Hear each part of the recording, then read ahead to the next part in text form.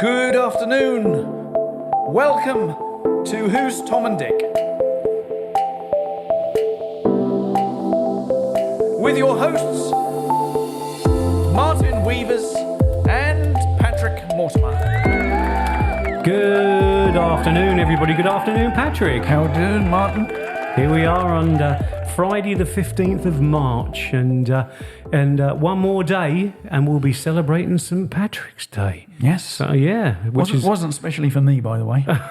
Well, I actually thought it's a good idea that today we actually call today Patrick's Day. And first of all, the reason is because obviously it is St. Patrick's Day, and that was a huge, big day in my life for 3 years, St. Patrick's Day, because it was when I lived in Benidorm, and it was the day that most of the British people come back to Benidorm, believe it or not, that day. Yeah. Everybody dressed up, and there was carnivals in the street, and then all the clubs opened, and that's when people used to walk around and try and pinch your jobs and all things like that from the clubs that you were singing in. But that's a distant memory now. So, but anyway, a lot of the Irish people who I know celebrate St. Patrick's Day, which, as I say, is tomorrow. But today, I thought, we're going to talk to Patrick, and I'm going to interview him, and we're going to find out a little bit more about Patrick, aren't we, Patrick? Goodness gracious me. Well, don't know whether I'm ready for that. Well, I listened to the podcast back just to see, what we can do better and how we can improve it and things like that. And I often think you asked me loads more questions than I asked you. So I thought, with St. Patrick's Day coming up, there's an ideal day.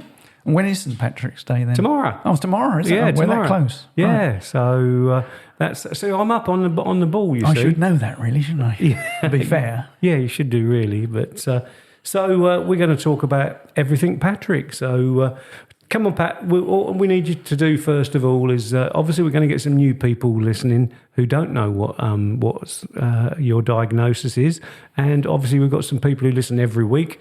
So, but Patrick, so tell us what you have wrong with you. Okay, well, a brief sort of timeline. In 2009, I was on my way to a local sports game, Ipswich Town, a local football team, to watch them play. It was an evening game, so I was in the car about 5:30, driving to meet my son Martin, as I always do. And suddenly I had this sort of niggly pain down my left arm. And I thought, this don't feel quite right. So bearing in mind that my father died of heart disease, I'd lived with heart disease for a lot of years, 18 to be precise. And I thought, this doesn't feel right. I think I better just go and get this checked out at the local doctors. Well, of course, I went home, and Wendy said, I'm going to take you straight to A&E. So on the way to A&E, this pain started to ease, and I said, I'm feeling better now. Perhaps I could go to watch the football team. She said, no. We're going to go and get you checked out now and see what happens. So I went into A&E, and they took me into a little cubicle and wired me up to an ECG, and there I laid for 10, 15 minutes. The doctor came round and had a look at me and left, and I sat there a bit longer. Are you hungry? They said, yeah, I'm starving. So they brought me a cheese sandwich round, and she said, have some Gaviscon, because we think it might be something to do with indigestion.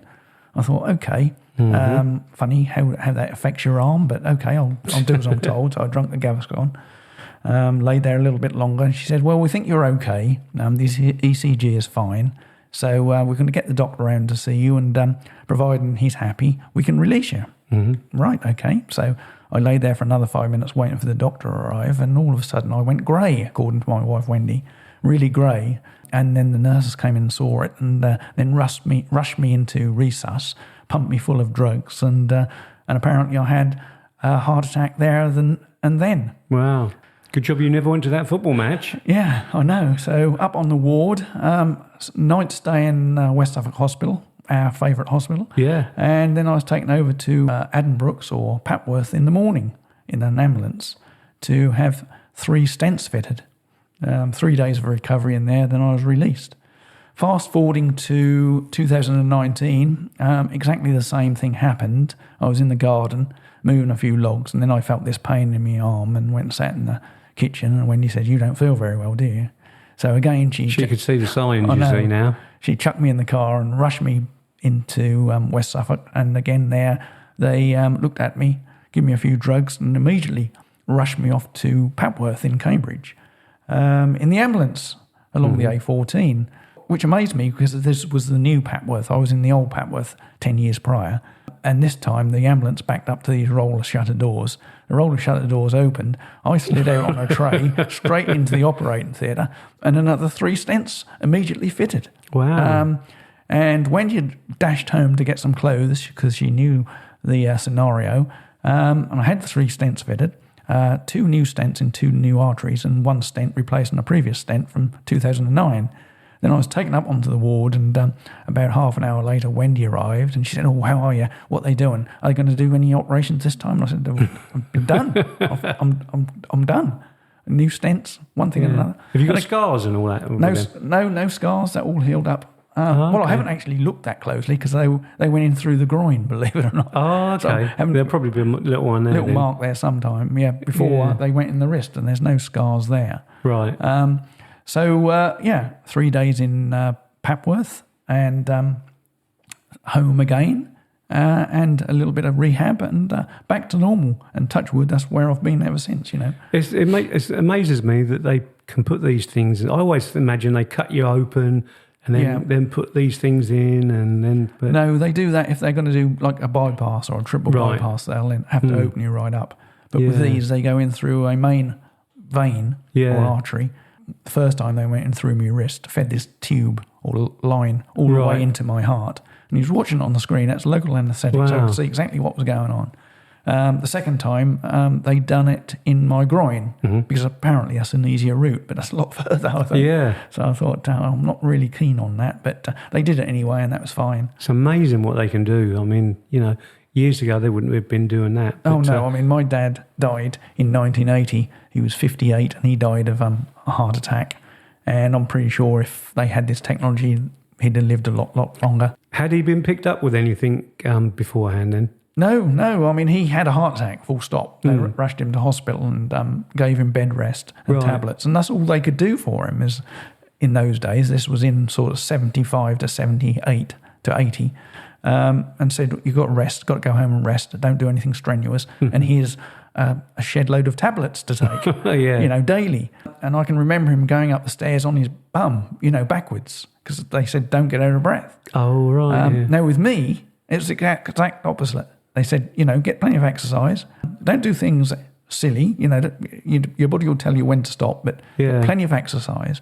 And they said that the heart is an amazing thing because, they said that I've got a few more arteries that were clogging up that they couldn't attend to, but they weren't major arteries. And they said with exercise, the body can bypass those arteries by making new arteries, basically. Oh, okay. I think that's what they meant. And one was already happening. And they said, you need a good, strong heart pumping your blood round to help that process work. And they said, they're going to treat my condition with drugs and monitor it that way. And they upped my statin to the maximum, which is 80 milligrams now. And there I've been ever since. Wow. So I suppose life now is hospital visits, tablets. Yeah, I mean, checkups and all sorts of things. The trouble is when you have a heart attack, every little twinge you get in your chest, you think is heart-related, and of course it's not. You can strain your chest. I would worry like anything as soon as if I got a little pain. Yeah, I'm terrible. Over 15 years, I've had to learn to just try and identify the real ones and the ones that are not associated with it. I mean, you get a lot of chest pains, generally anyway, and a lot of them are through muscle strains and things like that. And the doctor said to me, if you get a pain in your chest and you can make it worse by sort of moving your body, he says it's more likely to be a muscle pain than something related to your heart, Yeah. But if you get a pain in your chest that you're concerned about, just get into A&E or call 999. Yeah, I was amazed you said that you was offered this Gaviscon when you first went. Are you still on that now? I've got Gaviscon because along with all my other illnesses, I've got GERD, which is a acid reflux, right? Rhinitis, which is a postnasal drip. So I think as you get older, you start to deteriorate. Lost my hair. Yeah. Apart from in my nose and in my ears, it's growing really well in there. I thought for top trumps I was beating you, but I don't think so. So yeah, I mean, I'm just on this cocktail of drugs like you now. Really, and have to just be monitored 6 monthly or 12 months at a time. Well, at least they do. I mean, like, as I say, sadly, with your dad and all that, they probably didn't sort of follow him so much. So what kind of meds are you on then? Well, I happen to have a list here, Martin, which is Have you? quite handy, isn't it? I carry it around with me anyway, just in case. That's what we have to have nowadays because we forget things. What you do, and they always said to me, make sure you carry a list of drugs around with you, because if you do collapse in the street, then they know what you're on. Yeah. Because the ambulance drivers haven't got a clue what you're on. They can't tap into the NHS computer and find out. So I'm on 10 milligrams of amitriptyline, 75 milligrams of dissolvable aspirin, 80 milligrams of atorvastatin, 1.25 milligrams of bisoprol, 40 milligrams of pantraxenol, and 2.5 milligrams of rampuril. Mm-hmm. Now, the amitriptyline is not necessarily associated with heart disease, but they give you a small dose of that because it helps with anxiety. Mm-hmm. Of course, that's one of the things heart attack patients suffer with, the anxiety around feeling these pains in their chest. Then I've got aspirin, that's dissolvable, and that's important that it's dissolvable because you're taking that on a regular basis once a day. If you don't take a dissolvable aspirin, they can lay in your stomach and cause problems, ulcers and things. I have those for if I'm on ibuprofen. Yeah. So I have something I have to have that counteracts that. Ah, right. Okay. So dissolvable aspirins, then atorvastatins, which are there to lower cholesterol. My cholesterol has never been particularly high, but there you go. Bisoprol is to treat high blood pressure. Again, I've not really ever had high blood pressure, but I'll take that one. Pantoprazole, which reduces acid in the stomach. Now, that's to help me acid reflux. That has nothing to do with my heart attack. Right. And ramipril is to treat high blood pressure again, and it relaxes and widens the blood vessels. Right. Now, I just made a note of that, rampuril. Right. Because I was on that for not when I've had my cancer, but would you have that for high blood pressure? That's right, yeah. So that's why I was on it then. It's just funny how the name comes up, and I bet people listening are probably saying, I'm on that one. I'm on, not that one. I'm on that one. Yeah, Right? yeah. I'm used to for the football cards. Want that one, don't want that one. The most controversial drug that I'm on is the statin. And you're on statin, aren't you? I am. I've got to increase mine. There's a lot of controversy over that, because apparently that can have a lot of side effects to various people. Well, it just so happens, not today, but another week, I've got a section on that. So statins, on statins. So hopefully we'll be able to give clarity for people who are on them who don't really know and haven't read the small print and things like that and ask their doctors, because some people don't want to do that. So hopefully with the section we do on that, we can, sort of clear it all up. Yeah, and ever since I've been on ramipril, which is 2009, I'm not saying that ramipril has caused this, but I've always had a dry cough. That's why I came off it. Oh, God, that's really brought back memories. That's why I came off it. Yeah. I used to lay in bed like that all. Well, I've had this dry cough and I've had it for 15 years. Yeah. So I've just come off ramipril and they've put me on another drug to replace it, still looking after blood pressure and relaxing the blood vessels, etc. And touch wood, so far, I've still got the cough, but nowhere near as bad. Yeah. So I think, after hopefully another 3 or 4 weeks, that'll eradicate that. Yeah, well, you said the other week, I don't know where we were, but something we was doing together, and you was coughing, and you said, and then you got COVID just after that. Didn't you? I know. Well, the trouble is, especially in your environment where you can't afford to get any infections, I'm always wary about what condition I'm in before I meet up with you, just in case I've got something. That's what I think. That was one of the podcast recordings that we did. That's right. I had this blooming cough, and I said, "Look, Martin, I haven't got anything. This is my rhinitis and my, just my dry cough." And I thought my dry cough was being created by postnasal drip. So that's why I never gave it any attention, because that can do that. Yeah. Basically your nose drips back down your throat. Right. Yeah. So it can irritate your throat. And that's what I thought was causing my dry cough. But having spoken to my brother, who's also had a heart attack, he stopped ramipril. He said, I've stopped that because that gave me a cough. And I thought, hang on a minute, I've been taking that for 15 years. Yeah. So I had a word with my cardiologist and said, is there anything I can swap with that, and he's done that, and I've done that for about a week and a half now, Right. and I think it is working.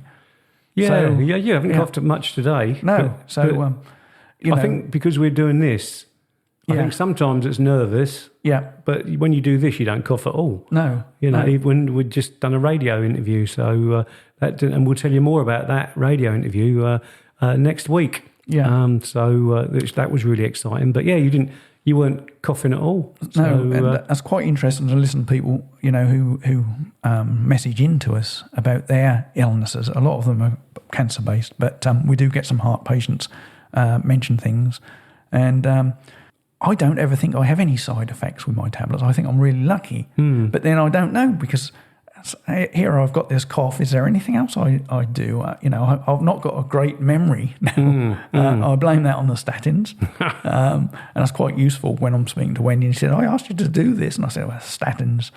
Yeah. So I've got an excuse when she's asked me to do some stuff at home. Side effects I forget. Are horrible, because I've got some which I couldn't even divulge on air. Yeah, but. And I'm sure lots of people do as well, but they are horrible, aren't they? But the trouble is, when you open a drug packet for the first time, the leaflet inside is, 3 foot long. Yeah. And there's so many side effects on there. I think they're just distancing themselves away from anything because, they don't want to be sued. But do you read right to the end? I don't read any of them. Oh, right. We read ours. Oh, do you? Or Linny does. And always the last line is, it could possibly cause death. Oh. So we think, well, if they all say that, they're just covering themselves there, aren't they? But, most of my tablets do good. I'm sure you're happy with all your... I'm happy with mine. I don't think I get any side effects. Nothing that sort of disrupts my daily life anyway, apart from the cough now. Yeah. So, but I've learned to live with that, because I thought that was related to my rhinitis and postnasal drip. Well, let's keep us informed, see if it does. So hopefully that has cured that. Because I had that Ramparil, but there's also another really well-known tablet you have for blood pressure. I can't remember what that was. It's my memory again, folks. Sorry. Several out there. I think. But it's one of the most common one that everybody has when they first have it. And my blood pressure was still a little high. Mm-hmm. So he said, "I'm going to give you a Ramparil." He said, but it might give you that side, and it did. Yeah. So I actually came off it myself, and with heart disease, and I don't know whether it's the drugs or whether it's the heart disease itself. I'm pretty lucky because I've got an ejection fraction, and if listeners go back to a podcast previous, we did a bit on injection fraction. Injection fraction is easy for me to say, and my injection fraction is 64, and it's fairly good for a heart patient. That is anyway. So I've lost my train of thought. Blooming statins have got in the way again. This is the trouble, folks. If you're not on them, then you wouldn't know, but we know. But I think I was trying to say, side effects affect some people more than they do others. I'm a sort of firm believer in not reading those leaflets for a reason, and the reason is I start thinking I'm getting side effects. Yeah. And the amitriptyline that I take is an anxiety drug. It's a very, very small dose. Mm-hmm. I could stop it tomorrow. I don't know whether it's even having an effect on me or not. I don't know. I'll find out if I stopped, I guess. Yeah. But that's to help anxiety. So, and the biggest problem with heart disease is anybody who's had heart disease, is the anxiety of having another heart attack, because they're quite common to have a second one. And just getting a single twinge in your chest and a pain. And some people can brush them off easily. Yeah. And other people's, that immediately takes over their whole day. Right, yeah. And the other thing with, I think I was trying to say is, I don't know whether it's the drugs or the heart disease, but I do get off days. I'll get a day when I really feel lethargic and no energy. Mm-hmm. And, it's a real effort to do anything. And I just, and funnily enough, when I get that day, I also get pains in my chest, sort of aches around my shoulder, and I think this must be the anxiety to how I'm feeling. Mm-hmm. But next day I'm fine. I never see you on days like that. You're always chirpy. Well, I always hide it really. I just get on with things, Mm-hmm.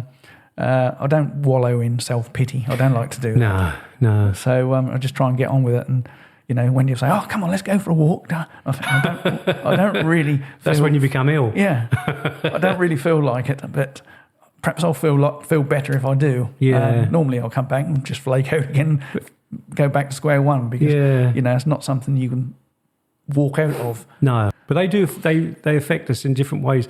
One of the pills I'm on makes me repeat myself. Right. So one of the pills I'm on makes me repeat myself. Yeah, I've got one of those pills that make me repeat myself. But anyway, I'm not telling jokes today. Is that true? No. Oh, I was going to say. I've never heard of it yet. So you heard me think that was actually true. No, but anyway, going back to Patrick. Anxiety. You just spoke about anxiety and things like that. Surely the party you organised for Wendy, you must have been anxious about that, and people not turning up and people letting it out of the back, because it was a surprise party for Wendy for her 70th. So, her 60th. I'm glad you said that. And I told you that's my tablets, and she's not immediately in earshot, thankfully. Yeah, that's right. But, no, seriously, it was for her 60th, and you had all that arranging to do. Funnily enough, I don't get anxiety in those scenarios. I've run businesses and all sorts of things, and I don't get anxiety in that sort of thing. Yeah.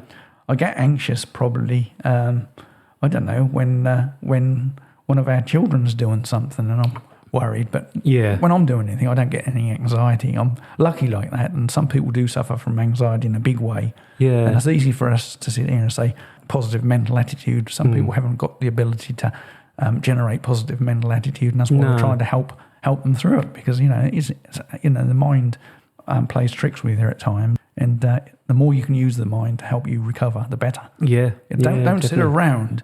One thing I found when I came out, they sent us on these rehabilitation classes, but you had an awful lot of time to sit around and think, and that's when problems can start, because you start to think, how ill am I? How long have I got? We could be sitting around now. Yeah. But what have we done? You've got this podcast started with us, and exactly, and that takes another chunk out the day. Yeah. So you've got to fill your life with some interesting things to do, I think. Well, we're gonna sort of plug your mind and brain now. I'm going to ask you some more questions, and then this week we're going to have Patrick's joke of the week as well. Oh my God! So this one will be funny, folks.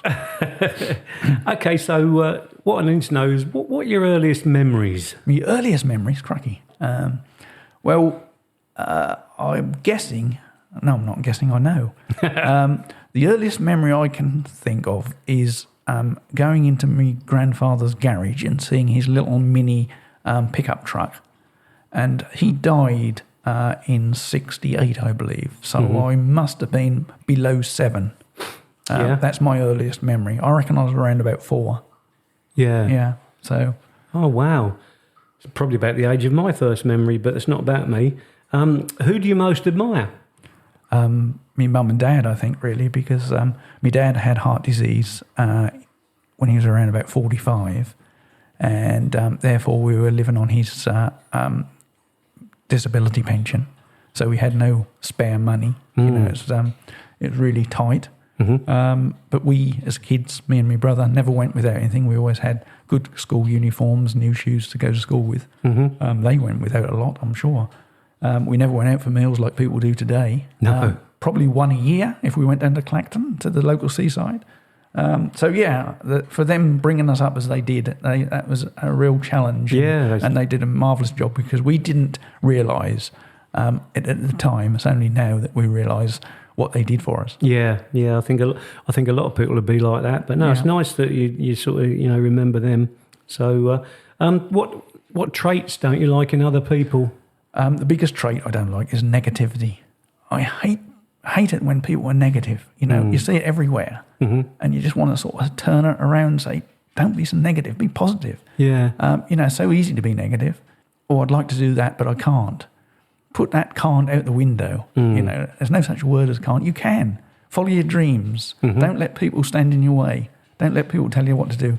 Go out and follow your dreams. Yeah, that's good. Positivity. Good advice, that is. So, who's been your biggest? What has been your biggest success to date? Getting through 40 years of marriage, I think. No, I mean, I haven't got through 40 years of marriage. I'm at my 40th year of marriage, and I've got 3 boys. Yeah, that's very good, actually, to be commended, because not a lot of people nowadays do. They haven't got the staying power nowadays. No, I've been married 38, but to 3 different wives. Divorced, beheaded. Yeah. So no, that's the biggest your biggest success. My biggest success. Being married for 40 years and not your business. And 3. Must be proud of all your business. Yeah, I'm proud of all the business, but it doesn't mean anything at the end of the day. You know, your wife and your kids mean. Oh yeah, family. It's all about family, mate. Yeah. So, what's the biggest lesson you've learned in life? Do not take anything for granted. That's an easy one for me to answer. You know that better than anyone now. You know, one day you wake up full of the joys of spring, and within an hour you've been told you've got stage 4 lung cancer. That's right. Don't take anything for granted. Yeah, and enjoy every day. Last question before we hear this joke of the week. Yeah. Oh my God. Yeah. And it might be this actually. What's your greatest fear? My greatest fear is simple. It's my grandchildren's future. I look at the world today and think, what a mess it's in. You know, our country's in a mess. The world is in a mess. There's wars still going on. We haven't learned anything over the few hundred years that we've been on this planet. No. So my greatest fear is my grandchildren's future. That's fantastic. I think even I've learned a bit more about you by just listening to those answers. So I hope everybody enjoyed listening. But now, folks, it's time for Patrick's joke of the week. Do you know, I just went out and bought a dog from my local blacksmith. He's already made a bolt for the door. Now, if you think that joke was better than mine, put on all this social media. But I want to know from Hazelwood what her reaction is to that one, because she likes the jokes, and my sister Jackie Halls as well, who listens as well. So there you go. Yeah. So how are we doing for time? Oh, we're nearly up, Martin. I just wanted to touch on the Race for Life. Okay. For Cancer Research UK, we were on the radio, weren't we? Earlier this week, Generation X or Gen X, Radio Suffolk. Yeah. Trying to promote Race for Life, which is a national event. With James Hazel. A national event across the UK where you can run for life and raise money for Cancer Research UK. This is on the 9th of June in our location in Suffolk at Nowton Park in Bury St Edmunds. And, you can go onto the website, Cancer Research UK, and you can register, get your pink T-shirt. Yeah. Our press shot should be out very soon. Yeah, we had pictures taken in Nowton Park with like a pretend finish line, didn't we? We did, yeah. And the cameraman came down there, and then he wanted someone to hold this banner up, and so we had to just stop 2 random people from the public. Those pictures will be in all our local papers soon, and we've done 1 interview for it, so let's hope we do a few more. We'll let you know. Yeah. So got a couple of more things to mention. We're going to Sporting Memories, our club that we go to on a Wednesday. We're going to do a talk as Tom and Dick, aren't we? That will be very interesting. Who's Tom and Dick? This will be the first time we've appeared live on stage. Since the 90s, wasn't it?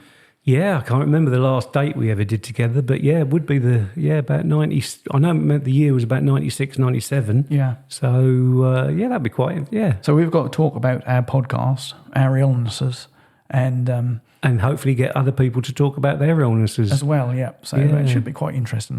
What we want to point out is that how quick, we went to hospital, we've got ourselves sorted, because there might be just one person in that audience who's sitting there and thinking, I should be going to the doctor, but I'm not going to go. And we will hopefully get over that he should go, shouldn't he? Well, I mean, as well, anyone listening, could be sitting there with something that doesn't feel quite right, but not enough to take a visit to the doctors, but you just don't know. It's worth, that's what they're there for. Yeah, that's right. And even if and get checked out. They'll never laugh in your face or anything like that. They'll always just tell you not to worry. So, and we've also got another footballer lined up. Right. It's a guy I've been talking to who used to play, I remember him playing for Colchester United, because I used to drink in a pub where a few of the players used to go in the late 70s. Right. Yes, late 70s, early 80s, just before I got married. And his name's Kevin Bremner, and he lives over in Kent, and he's played for Millwall. He's played for Colchester United. He's played in what was the first division, was like the Premier Division now. He's played in that for Birmingham. Yeah. So I think he's going to have some interesting stories, because I know some of them because of talking to him the other night. But I think the listeners might be interested. And that'll be one of our different shows that we're doing, like we did with Joe Pasquale and all that. Yeah, so that should be quite interesting. We hopefully get that in a couple of weeks. Well, time has beaten us again, folks. So I hope you enjoyed Patrick's Day. That's yes, that was. Although I had a little bit planned for the answer, I didn't have much. I think I had me drugs ready. Considering I only really mentioned it to him last night, I was going to do it. So thanks, Patrick, for being so honest today. You're very welcome. We hope you all have a good week, and we'll see you next week. Thanks very much, everybody. See you next week. Bye.